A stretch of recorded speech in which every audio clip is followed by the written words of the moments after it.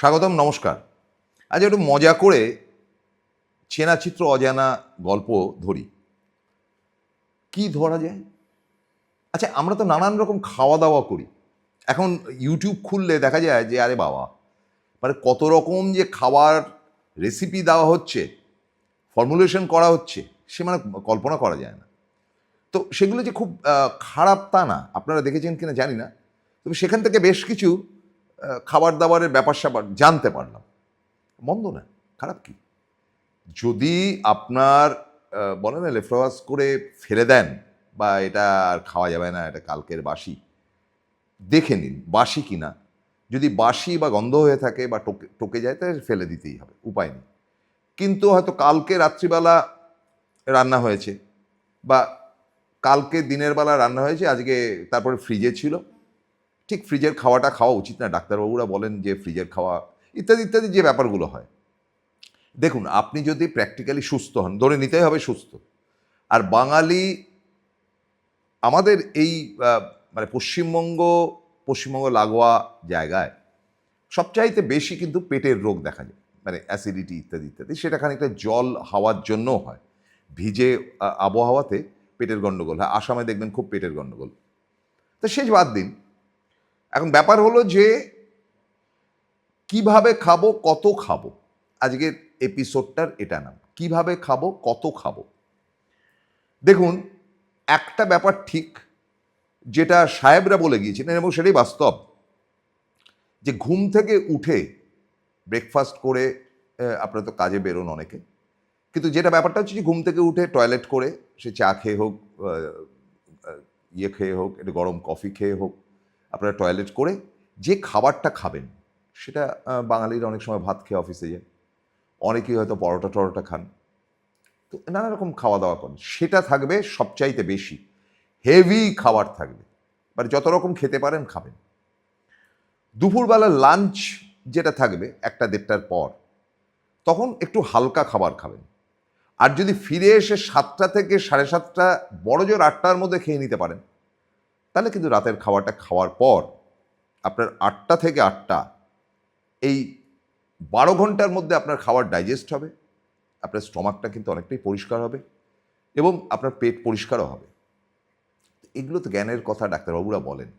আমি শুনেছি যে জ্যোতি বসু, আমাদের প্রয়াত মুখ্যমন্ত্রী, তিনি খুব খাদ্যরসিক ছিলেন। প্রচুর খেতেন এমন না, কিন্তু নানান রকম খাবার খেতে ভালোবাসতেন। ঢাকার মানুষ, মানে তার পূর্ববঙ্গের দেশের মানুষ, ফলে একটা সময় ভ্যারাইটি খাওয়া দাওয়া করেছেন, কিন্তু তারপরে মুখ্যমন্ত্রী হওয়ার পর কে তাকে অত রান্না করে খাওয়াবে? আর মুখ্যমন্ত্রীর তো একটা প্রোটোকল আছে, তার তো একটা স্ট্যাটাস আছে। ফলে একটু ভালো মন্দ খাওয়া, একটু এদিক ওদিক খাওয়া, নেমন্তন্ন বাড়ি বা বিশেষ আমন্ত্রণ থাকলে সেখানে গিয়ে বেশ খুঁজে বেছে চটপট ভালো জিনিসটা খাবার দিকে কিন্তু জ্যোতিবাবুর একটা খুব ইয়ে ছিল। এবং জ্যোতিবাবুর খাদ্যরসিকের বা খাবার ব্যাপারে তার ভালোবাসা আন্তরিকভাবে, সেটা কিন্তু বহুল প্রচারিত। এবং তাকে নানানভাবে রান্না করে খাওয়াতে ভালোবাসতেন তিনি সুভাষ চক্রবর্তীর স্ত্রী রমলাদির নানান রকম রান্না করে খাওয়াতেন। রমলাদিও পূর্ববঙ্গের মেয়ে, ফলে তার হাতের রান্নাটি ছিল খুব ভালো। তো ফলে জ্যোতিবাবু ভাত যেমন খেতেন, তেমন আবার রুটি খেতেও ভালোবাসতেন। খুব একটা ডিফার করতেন না। আবার একেবারেই ওয়েস্টার্নাইজ খাবার, স্যান্ডউইচ ইত্যাদি ইত্যাদি খাবারের দিকেও তার নজর ছিল। তবে শুনেছি যেটা, নানান পদের মাছ খেতে তিনি ভালোবাসতেন এবং মাংসের মধ্যে কিন্তু মাটনটাই ছিল তার একেবারে ভয়ঙ্কর চয়েসের। তার কিন্তু মানে ভীষণই প্রিয় খাদ্য ছিল, মানে সুযোগ পেলেই খেতেন যেটা, সেটা হচ্ছে কাটলেট। এবং এই কাটলেট বোধহয় আপনারা অনেকেই এখনকার দিনে যারা ইয়াং জেনারেশন, তারা অনেকেই সেই কাটলেট খায়নি। সেই কাটলেটটা হচ্ছে গিয়ে মাংসের কিমা দিয়ে তৈরি করতে হয়। সেটা বাড়িতে টেস্ট করতে পারবেন। মাংসের কিমা এনে সেদ্ধ করে তাতে পেঁয়াজ, রসুন, মশলা ইত্যাদি ইত্যাদি দিয়ে চেপটে একটা সাইজ করতে হবে, ব্যাটার করতে হবে। কিন্তু তখন আপনার ডিম ফাটিয়ে বিস্কিটের গুঁড়ো বাজারেই আপনি কিনতে পারবেন। তো ওই যে ব্যাটারটা এটা তৈরি করলেন, এই মাংসের কিমা দিয়ে যে একটা চৌকোনা তৈরি করলেন, সেইটাকে, মানে সেটা কিন্তু সেদ্ধ মাংস হতে হবে, এমন নয় যে সেটা একদম কাঁচা মাংস দিয়ে হয় না, সেইটাকে ওই ডিমের মধ্যে চুবিয়ে একটু বিস্কিটের মধ্যে দিয়ে ফেলে দিলে ফার্স্ট ক্লাস মাটন কাটলেট। এবং অনেক সময় আমরা বলতাম breast cutlet. Breast cutlet Jyotibabu খুব ভালোবাসতেন, মানে কি বলা যায়, চতুষ্পদের বুকের কাজটার যে কাটলেটটা, সেটা খুব ভালো কাটলেট এবং কলকাতায় খুব চালু ছিল। এখন তো ফিশ ফ্রাইয়ের জমানা। ফিশ ফ্রাই জ্যোতিবাবু খেতে ভালোবাসতেন কিনা তার খুব একটা উল্লেখ নেই, কিন্তু তিনি কাটলেট মানে মাটন কাটলেট। এবং চিংড়ি বেশি ভালো না ইলিশ বেশি ভালো, তাতে পরিষ্কার একটি তথ্য জানা গেছে। তিনি মোহনবাগানের ঘোরতর সাপোর্টার ছিলেন, আমি মোহনবাগান বলতেন, কিন্তু অদ্ভুত ব্যাপার, তিনি কিন্তু ভালোবাসতেন ইলিশ মাছটাই। তো এরকম আপনার বাড়িতে আপনার সকালবেলার একটা কিছু খাবার বানিয়ে কর্তাকে দিতে হবে, কিছু নেই, আগের দিনের পাউরুটি আছে বা দুদিনের পুরনো পাউরুটি, একেবারে ওপরে ফাঙ্গাস পড়ে গেছে এরকম ধরনের রুটি হলে চলবে না, সেগুলো ফেলে দেবেন। কিন্তু যদি একটু পুরনো পাউরুটি পড়ে থাকে, ফ্রিজের মধ্যে রেখে দিয়েছেন, শক্ত হয়ে গেছে, সেটাকে বার করে আনুন, সেটাকে জল দিয়ে ভালো করে তার চারিদিকটাকে পরিষ্কার করে মেখে নিন, অনেকটা আটা মাখার মতন। এবার ভেতরে যা আছে আপনার বাড়িতে তরকারি, এটা তো 5 মেশালি তরকারি প্রত্যেকের বাড়িতেই থাকে, বা যদি কিছু না থাকে আগের দিনে মাছটা রয়েছে, কি যদি তাও না থাকে, একটু ডিম সেদ্ধ করে কেটে ওই পাউরুটিটার মধ্যে দলা করে ওই পাউরুটিটাকে ফের একটু বিস্কুটের গুঁড়োতে ঘুরিয়ে দিয়ে দিন, ফার্স্ট ক্লাস টেস্ট, মানে অদ্ভুত ভালো টেস্ট হয়। একটুখানি লেবু ওপরে দিয়ে নিতে হবে। আচ্ছা, আপনার বাড়িতে আগের দিনের রুটি আছে, যদি রুটি থাকে, রুটি কি করছেন না, বাইরে কুকুরগুলো খুব ডাকাডাকি করছে, পরের দিন ছিঁড়ে তাদেরকে দিয়ে দিলেন, কিংবা হয়তো কাককে দিলেন। হ্যাঁ, প্রাণীদের খাওয়ানো ভালো, কিন্তু ফেলবেন কেন? এই রুটিগুলোকে না ছোট্ট ছোট্ট টুকরো করে একটা পাত্রে নিন, এবং পাত্রে নামার পর সে পাত্রের মধ্যে অল্প একটুখানি তেল হোক বা যাই হোক, সেটা দিয়ে একটু মাখো করে কিছুক্ষণ রেখে দিন, দেখবেন একটু নরম হয়ে এসছে। এবার একটু জল দিন তার মধ্যে, দেওয়ার পর সেটাকে ভালো করে মেখে নিন।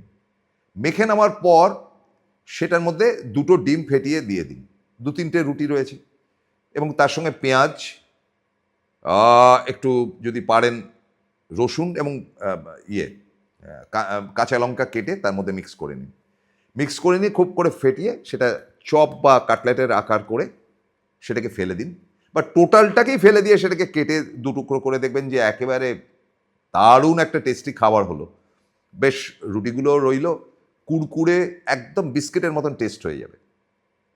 এরকম বাড়িতে অনেক জিনিসই থাকে যেগুলোকে ফেলা যায়। আচ্ছা, কিছু নেই, শুধু আলু রয়েছে, লেবু রয়েছে তো, হ্যাঁ লেবু রয়েছে, লঙ্কা রয়েছে, হ্যাঁ লঙ্কা রয়েছে, বাস কোই বাত নেই, আর কিছু লাগবে না। আলুটাকে সেদ্ধ করুন, আলুটাকে সেদ্ধ করে তার মধ্যে একটুখানি লেবু দিয়ে কাঁচা লঙ্কা তার মধ্যে গুঁড়ো করে দিন। আর যদি ঝুড়ি ভাজা থাকে তার উপরে একটু ঝুড়ি ভাজা ছড়িয়ে দিন, যদি সস থাকে তার উপরে একটু সস দিয়ে দিতে পারেন। এ তো অনেকেই খান, বলার তো কিছু নেই, দারুণ টেস্ট। আর মুড়ি, আমি দেখেছি গ্রামগঞ্জে, এখনও মেদিনীপুরে বা বিভিন্ন জায়গায় দেখেছি যে মুড়ি দিয়ে তারা তরকারি খায়, মুড়ি দিয়ে তারা ঘুগনি খায়। আপনার বাড়িতে যদি মুড়ি থাকে, কিচ্ছু নেই, জাস্ট আলু পেঁয়াজটা আছে, ফার্স্ট ক্লাস। আলুগুলোকে কুচো করে কাটুন, কেটে আলুটাকে কুড়কুড়ে করে ভাজুন, একটু লো ফ্লেমে ভাজলে সেটা একটু কুড়কুড়ে হয়, কুড়কুড়ে হয়ে গেলে সেটা মুড়ির মধ্যে দিন, পেঁয়াজগুলোকে কাটুন একটু লঙ্কা দিয়ে, দারুণ খাবার। এমনকি রাত্রিবেলা খেতে ইচ্ছা করছে না, একটু মুড়ি আর আলু ভাজা খেয়ে নিন, দুর্দান্ত খাবার হবে।